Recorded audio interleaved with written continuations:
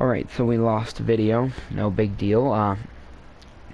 But yeah, like I was saying, you know, as you can see, my ship will, if I press warp here on the map, like this, my ship will automatically time warp to that location without me having to do anything.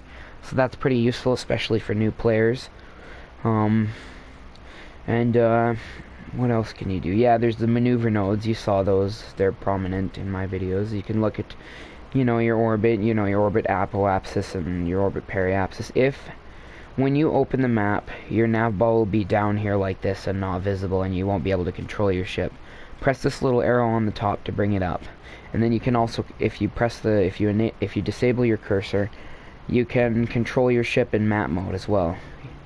And if you want to see how much fuel you have left, even when you're in your map mode, you come up here and there's a resource display. And you can press stage view to see how much fuel you have left in your stage, but you still need to go to staging mode to actually drop stages and activate new ones. So keep that in mind if you're wondering why. Oh, you know, you ran out of fuel and you can't switch your stage, because you have to go back to your ship view, your staging mode. And that's pretty much all I really need to cover in map mode. There's toggle your RCS and your SAS with the buttons, and tell your ship's SAS to point at retrograde and prograde, and normal and anti-normal. You can tell your ship to do all that, right? For example, I'll tell it to point at prograde and it'll do that. But it'll only do that once you enable your cursor again. As you can see, once you enable your cursor, you lose all control of your ship. Even the SAS loses control, but once you re-enable your cursor, control comes back. So make sure you remember that. If you're wondering why you lost control of your ship, it's because this cursor is out. Alright, so that's the map view. You can also see your time warp stuff up here. And you can look at your orbit to make sure you're time warping to the correct location if you're manual time warping. And yeah, I think that's pretty much all I need to cover in map view. One more thing, actually, let's focus view on the moon here for a sec. As you can see, I have a ship on here. Say I wanted to target that ship, I could do that. So you can target your other ships as well, and you can switch to them too. See, I can switch to this ship if I wanted to. I'm not going to, but I could. Right, and that applies for all ships. You want to switch to a ship, just go into map view, click on it, click switch. Let's focus view back on Kerbal.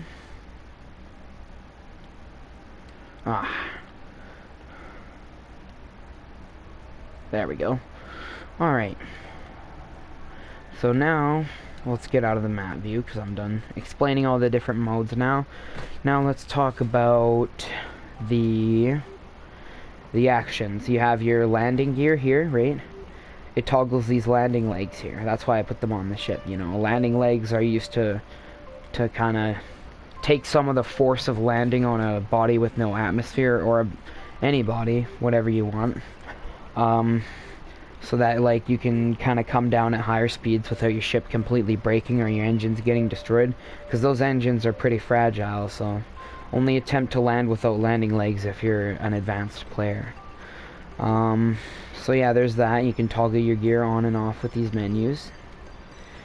And there's lights too, but I don't have any on this ship, but you can turn them on with that button.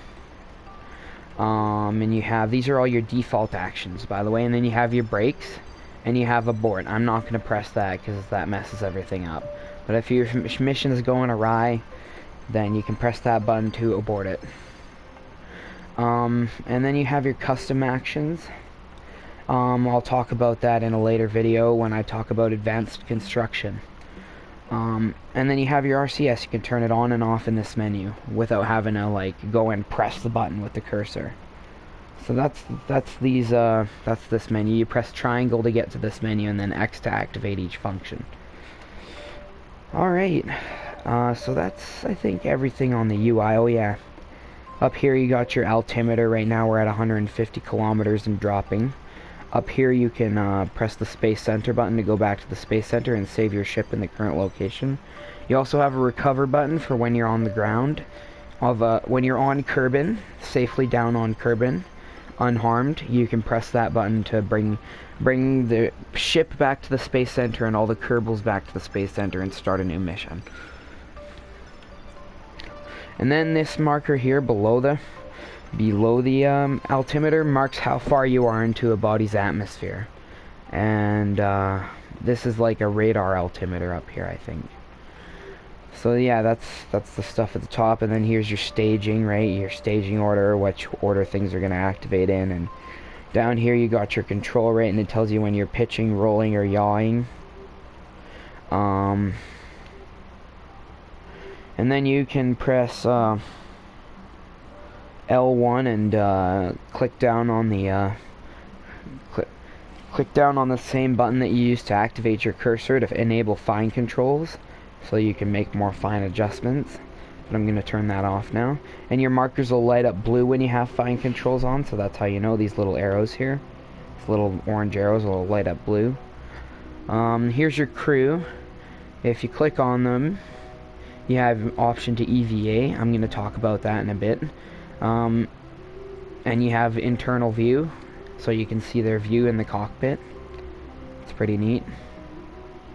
Here's the cockpit of the Mark II. You know, you can manually activate the throttle and stuff by clicking on it. You can... Yeah, you can see you have all your nav ball. You can do a bunch of stuff in here too, right? You can... But you have to play around with that and have a look to see what kind of things you can do from inside. And it's not really... You can also see another radar altimeter in here, a more accurate one, but I wouldn't recommend doing landings in cockpit view. It's easier just to do it out in third person. So, but it's neat to look from the cockpit sometimes. You could see us like sailing across the sky, and yeah, it's really neat. So that's the IVA view. I'm gonna get out of here now because I don't want to be in here anymore. There we are. So now, let's talk about